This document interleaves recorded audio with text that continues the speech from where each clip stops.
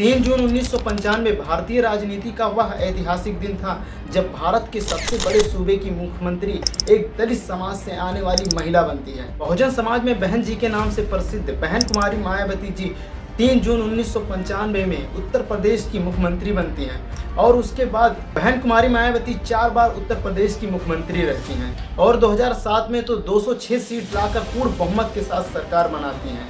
2007 के विधानसभा चुनाव में 200 सीट पाने वाली बहुजन समाज पार्टी को 2012 के चुनाव में सिर्फ 80 सीटें मिलता है, लेकिन उसके बाद सीटें इतनी कम होती गईं, आज के वक्त में एक भी सीट नहीं है बहुजन समाज पार्टी के पास। और लोकसभा 2024 के चुनाव में भी 0 सीट मिला है बहुजन समाज पार्टी को। इसके पीछे का कारण क्या है, आइए आज की वीडियो में हम जानेंगे। बहुजन समाज पार्टी की शुरुआत 14 अप्रैल सन 1984 में मान्यवर कांशीराम और बहन कुमारी मायावती जी के द्वारा किया गया था, जिसका मकसद था दलित, पिछड़े और आदिवासियों को उनका हक, अधिकार और उन्हें न्याय दिलाना। बहुजन समाज पार्टी ने अपना पहला चुनाव सन 1984 में लड़ा, लेकिन उस समय कोई भी सफलता नहीं मिली। लेकिन सन 1989 में उन्होंने उत्तर प्रदेश के विधानसभा चुनाव में जब इलेक्शन लड़ा तो उसके बाद उन्हें 13 सीटों पर सफलता मिली और 1991 के चुनाव में 12 सीटों पर जीत हासिल की, लेकिन यहाँ पर वोट परसेंटेज थोड़ा सा बढ़ा था।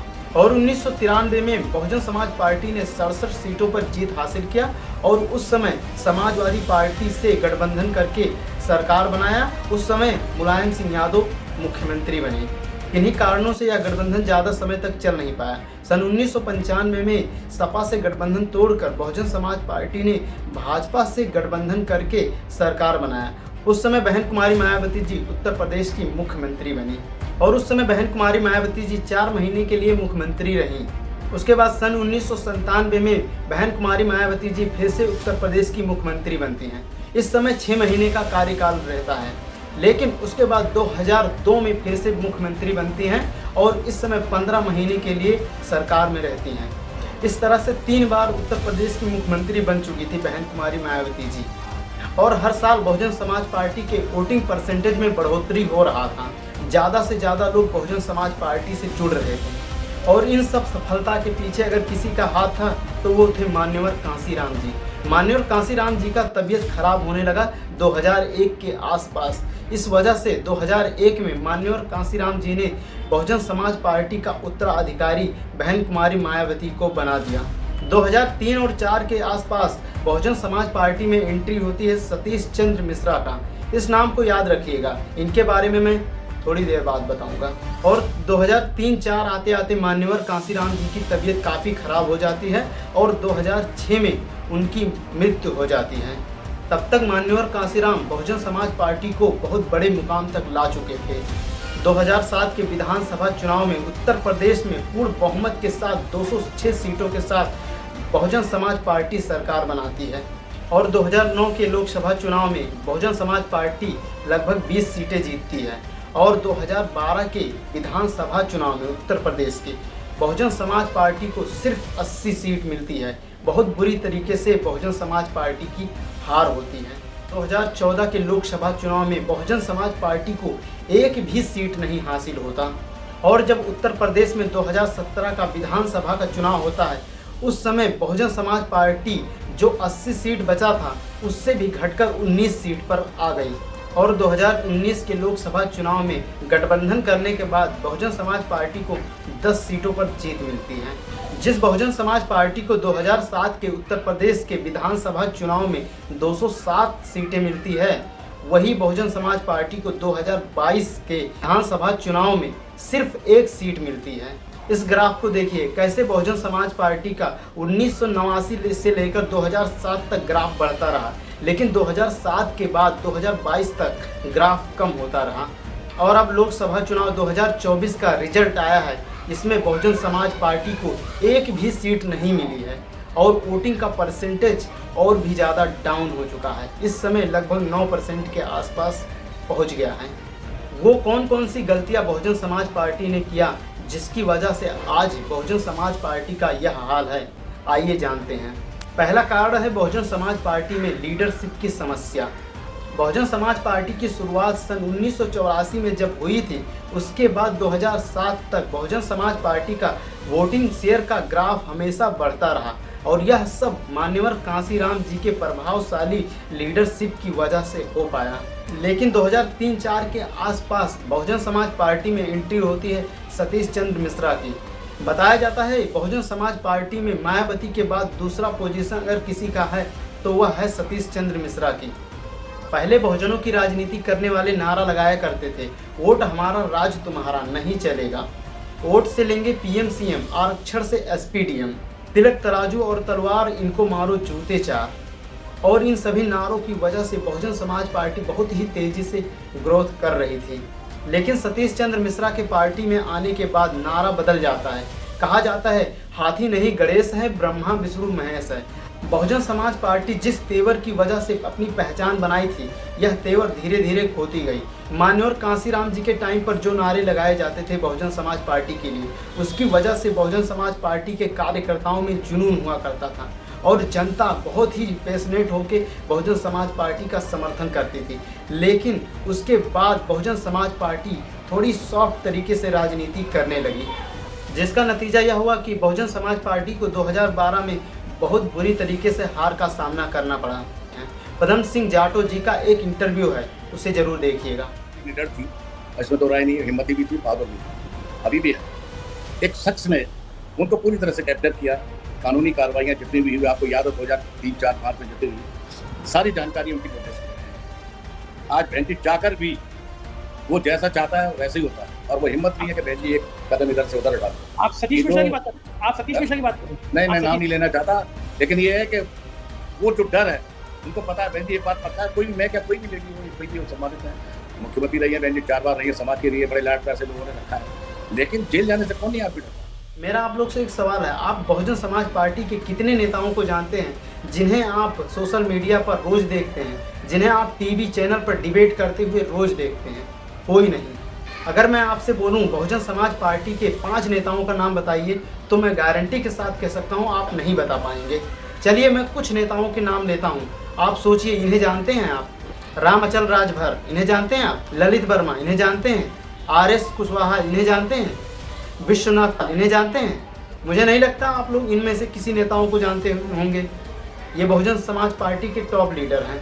सोचकर जरा देखिए, जो पार्टी सन 1984-85 में शुरू हुई, उस पार्टी के 5 नेताओं का नाम नहीं मालूम है आप सबको।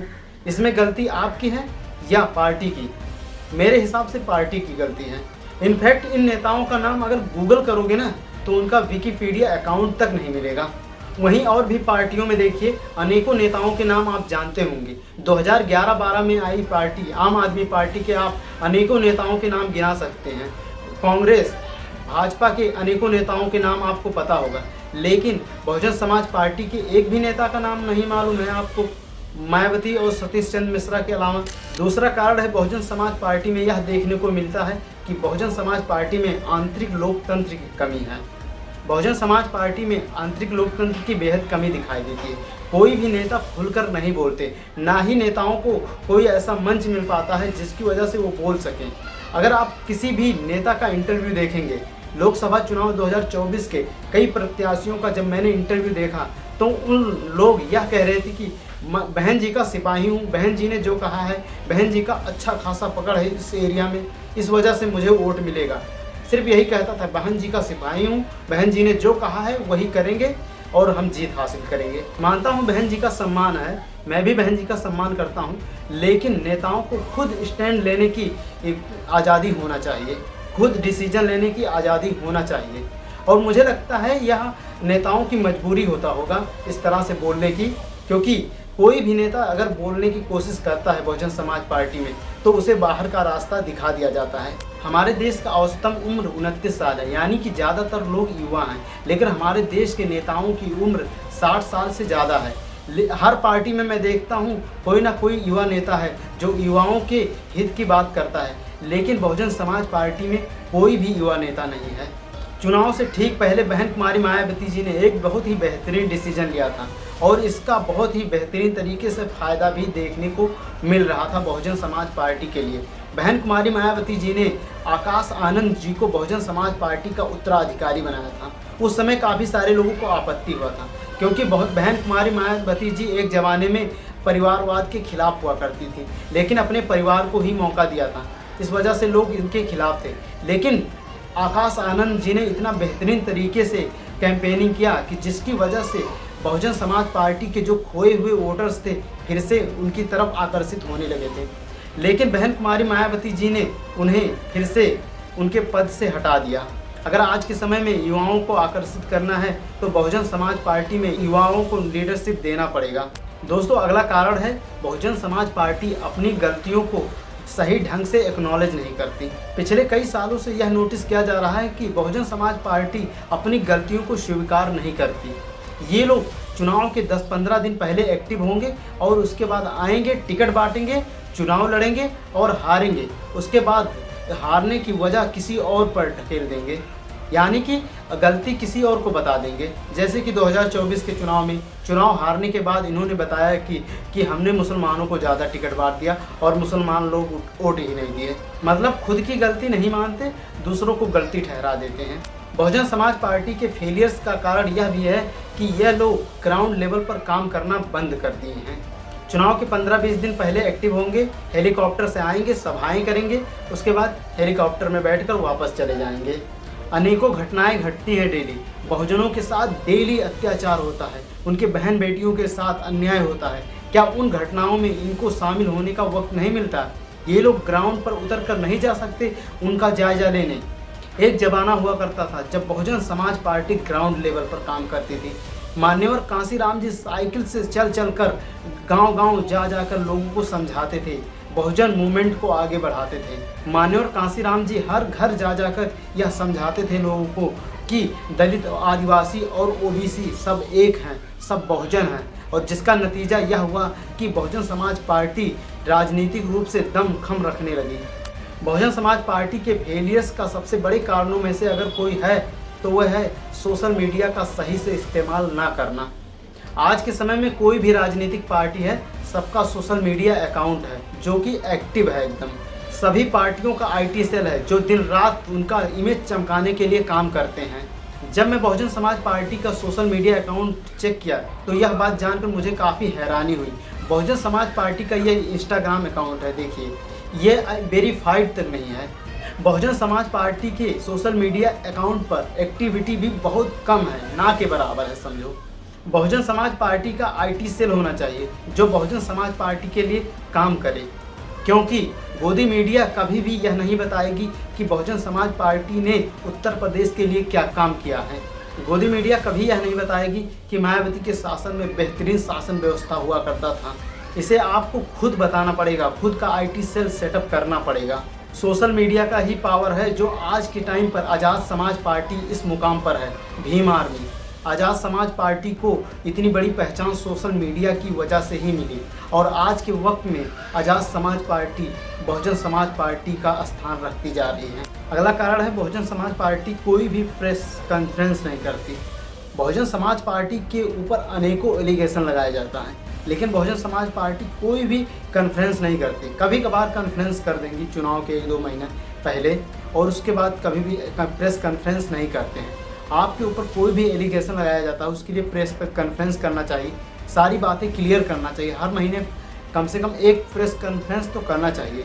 अनेकों घटनाएं घटती हैं देश में, कभी पेपर लीक हो जाता है, कहीं कुछ कांड हो जाता है, दलितों के साथ अत्याचार होता है। इन सब पर अपनी प्रतिक्रिया देना चाहिए प्रेस कॉन्फ्रेंस करके, जिससे क्या है लोगों तक आपकी बात जाएगी। अगला कारण है बदलती राजनीति के हिसाब से खुद को नहीं बदलना। बहुजन समाज पार्टी के फेलियर्स का यह भी कारण माना जाता है कि बदलते समय के हिसाब से राजनीति में परिवर्तन होता रहता है और पार्टी को उस परिवर्तन के हिसाब से डिसीजन लेना चाहिए।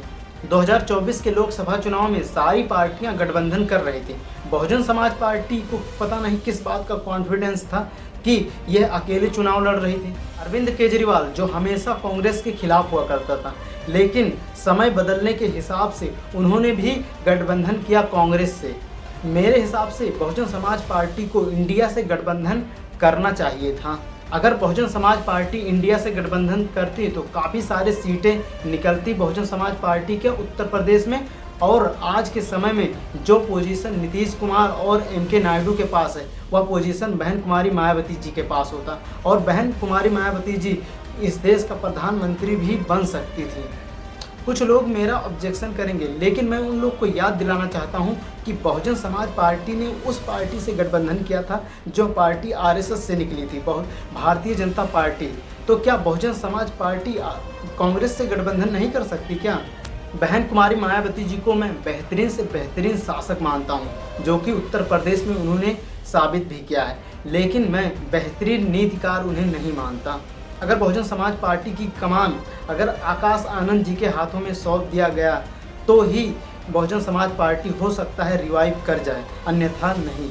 लेकिन आकाश आनंद जी को चंद्रशेखर आज़ाद के प्रति अपना तेवर सही रखना चाहिए, या हो सकता है उस पार्टी के माहौल की वजह से वो इस तरह से बोल रहे हों। उम्मीद करता हूँ यह वीडियो आपको पसंद आया होगा। बहुजन समाज पार्टी के बारे में आपका क्या कहना है, कमेंट करके ज़रूर बताइए।